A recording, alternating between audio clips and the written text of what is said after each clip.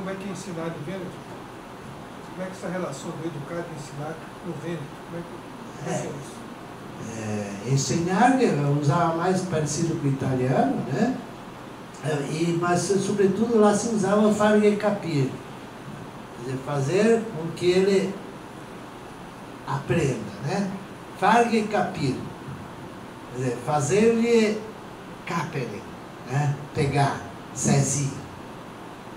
Bisogna fare capire. E se diz que ele é duro de a testa. Né? Duro de a testa. Quer dizer, a cabeça dura que nós usamos em português. Então, tem alguns que tem a cabeça fechada lá para pegar a figura do Paulo Freire, né? Então a educação bancária não dá mais para fazer depósito lá dentro, porque ele é duro de cabeça, né? Aquela coisa do fare capire. Então, aquela história que educar é no sentido de sempre se fala, não, tem que ser polito. O que é ser polito? É ser elaborado. É isso? Então, eu estou tentando agora, porque eu nunca dei uma palestra em dialeto vêneto, né? Imagino eu falando em dialeto vêneto, vocês imaginam aqui pulando uma tarantela, como ia ficar. Aliás, meu peso não ia ajudar muito, né? Mas uma bela tarantela ia bem. Então, ser polito, quer dizer, polido, quer dizer, um cara que sabe, ele pode ser analfabeto. Aquilo que o nosso brasileiro fala, ter vergonha na cara, né? Não temos nada, mas é polito, né? Polito você fala também para limpo, bem organizado. É isso. É buscar, aprender e parar com o pivete. Né? E parar com o pivete. Aprender com os mais velhos. Isto é, aprender com aqueles que já sabem, aqueles que vivenciaram a cultura e que não necessariamente são professores. Meu pai, que era analfabeto, falava: "Vade studiate libri e mi imparo a me testa." Vocês aprendem com os livros, eu aprendo com a minha cabeça. Bom, primeiro eu gostaria de agradecer ao professor por suas palavras, né? Palavras que instigam, não só da área, mas estou me embrenhando por esses caminhos. Como é que é o seu nome? Josi. Quando o senhor fala sobre as palavras se perdendo ao longo do tempo, ao longo da história, eu vejo que, além delas se perderem, em alguns momentos elas vão sofrendo transformações. E às vezes essas transformações, peço licença para usar a palavra essência, não tenho muita certeza se seria ela, mas entendo que às vezes elas podem perder sua essência nessas alterações. E aí, além desse conflito, das transformações da essência ou do significado dessas palavras, eu encontro um abismo, professor, entre o conceito e a realidade. O que a palavra diz e a realidade que a gente encontra dentro das salas de aulas e dentro das escolas, principalmente quando se fala em escola pública. Né? E aí o senhor fala para a gente refletir sobre os termos ou as palavras pensar. Desculpa, estou um pouco nervosa. Refletir sobre as palavras pensar, educar e ensinar. E considero muito válido que a gente deve refletir sobre a essência, né, desses conceitos, dessas palavras. Mas em um momento em que na televisão a gente vê uma propaganda do governo federal que diz que 72% da população contribuiu para mudar o formato do ensino, da educação no Brasil, isso para mim é muito preocupante. Para mim, no meu caminho que pretendo seguir enquanto professora. E aí eu queria ver se o senhor pode fazer uma associação para a gente no sentido de trazer essas palavras no âmbito da teoria, né, as palavras, como o senhor explica no âmbito da teoria, e fazer uma associação entre teoria e prática. Para mim, eu encontro um abismo entre conceituar, compreender, talvez capturar a essência, o significado dessas palavras e a realidade que a gente encontra em sala de aula. Nesse momento, o que o senhor vê como caminho? Talvez não o que o senhor vê como caminho, mas o que o senhor reflete como caminho, como possibilidade entre teoria e prática. E até ouso um pouco chamar isso de utopia. Né? Qual que seria, cada um deu o nome que considerar melhor, mas qual que seria aí essa possibilidade entre associar teoria e a prática em relação à realidade que a gente vive dentro das escolas públicas? Obrigada. Josi, você foi para um campo bem vasto, né? Mas acho assim, essa coisa de teoria, né? Theao em grego significa ver, é isso? Aí teatro, né? Espetáculo para ser visto, teoria e prática. E nós da teoria, esse que colocamos em slide para todo mundo ver, é isso? Nós achamos que a prática e teoria são a mesma coisa. E aí vem um governo, como você disse, e de repente fala, não, mas isso foi discutido e tal e tal. A verdade é a seguinte, nós temos que pensar, vou deslocar um pouco, já que falamos em teoria, vamos enfocar mais amplo um pouquinho e ver o panorama, é isso? Ver o conjunto. Essa cultura,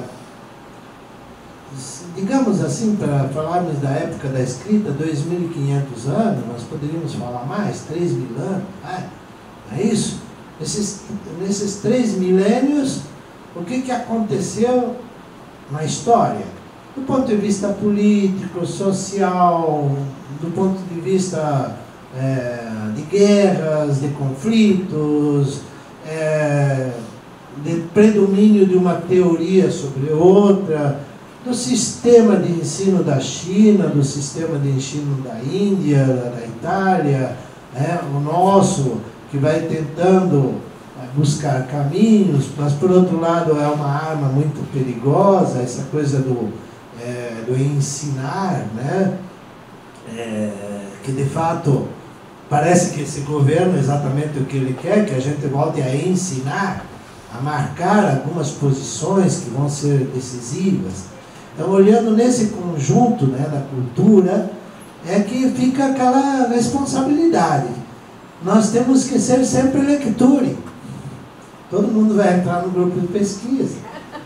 Vamos sempre estar buscando entender, não é a palavra, não é a essência da palavra, mas é exatamente a essência daquilo que se quer saber, daquilo que é a realidade, daquilo que é a realidade trimilenar, aquilo que é a realidade dessa ditadura da escrita, dessa ditadura do saber que veio se impondo.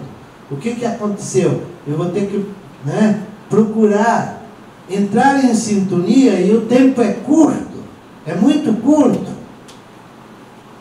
Eu entrei comecei a estudar praticamente com os meus 20 anos, entrou a ditadura. E passei todo um tempo lutando para poder falar. Agora tem um monte de gente falando, que, pelo amor de Deus, né? É isso? Aqueles que nada fizeram para ter o direito de falar, e quando falam, pelo amor de Deus, acho que basta. Estão dalanhando que não acaba mais, né? Acabam se guiando por convicções, isto é, aqueles que querem estudar a realidade a partir aqui de casa, bem autoritariamente, voltando lá ao insignário, e um cala-boca do outro lado. Aquilo que você dizia para combater a ditadura, que nós falávamos que a aula de português devia se chamar de cala-boquês. Porque o de inglês o cara fala você agora. O de português fala, cala a boca. O certo é isso aqui, ó. Não é isso? Que era a postura bem autoritária da nossa sala de aula. Mas acho assim, você abriu amplamente, não sei se você queria comentar um pouco antes. Mais alguém? Alguma manifestação? João, eu acho que vou fazer uma questão agora, não sei se vai ser a última, mas ainda dá tempo. Eu tenho falado muito para os alunos que acho que a gente tem que estudar a natureza do objeto que a gente vai, agora eu não posso falar mais ensinar, Mas do jeito que a gente vai ensinar, né? Pode falar, o problema é ter consciência. O problema é ter consciência do termo. Você não muda, né? Não é isso? Aquilo que está ali é isto. Mas a gente tem que ter consciência disso, né? Ensinar, se eu falo, copia aí, cala a boca, menino. Né? Isso você está ensinando. Sim, uma marca negativa, né? Se a gente conhece o conceito, a raiz histórica da palavra, a cultura que ela carrega, a gente pode pensar metodologias mais apropriadas para aquele ato. Então, eu vou pegar o exemplo do que você trouxe aqui hoje, que é o caso do ler, né? Por conta do nome do grupo Lecture, o termo ler foi a leitura, legere, você detalhou bastante para a gente. E você mostrou muito isso, né? Ler implica colher, e colher implica escolher. E quando a gente ensina leitura na escola, muitas metodologias que a gente vê por aí, elas não ensinam colher e escolher, muito pelo contrário. Quando um aluno vai escolher, né, fazer aquela leitura, por exemplo, para escolher aquilo que é de seu interesse, que responde a uma pergunta que é o material que ele entrou para fazer a leitura, para procurar naquele papel uma resposta, a metodologia vai completamente contra isso, porque ela pede justamente para não escolher, para catar tudo que tem, na ordem que tem, sem pensar. Então, leia do começo ao fim, sem parar, você não pode escolher, você não tem direito de pular, você não tem direito de, enfim, responder perguntas que te motivaram àquela leitura. Então, eu pergunto para você, estudar no curso de pedagogia ou no curso de letras, o conceito dessas palavras, por exemplo, ler e escrever, que são fundamentais no nosso grupo de estudo, né? Ler e escrever seria um caminho para a gente pensar boas propostas metodológicas, ou é uma coisa que você acha que não tem a ver? Não por acaso você me convidou aqui para a palestra, né? Foi mesmo. Essa Foi história do bem ler e pensado. escrever, acho que é tudo, aquilo que eu falei da filologia, né? A partir do momento em que o filólogo se preocupou em ler e escrever com o que está escrito e com o que é lido. E aí você falou do professor, né, que explica. É isso? O professor explica. Ele vai, na realidade, o que ele está fazendo? Ele está lendo o texto. É engraçado, porque na hora que o professor faz a prova de texto, eu fiz muito isso na vida, né? Pegar um texto e fazer a prova para depois dar nota. Aí o professor fala, o texto era até fácil, mas o professor complica. Em outras palavras, será que o aluno leu o texto? O professor também leu. E ele fez a pergunta complicada. Por que complicada? Porque esse ato de ler é uma contínua seleção. Você separa antes de arrancar, colher. Você lá no meio, você separa, deixa o joio de um lado, o trigo do outro, e depois colhe. Isso é inteligere, você tem que saber o que você está colhendo.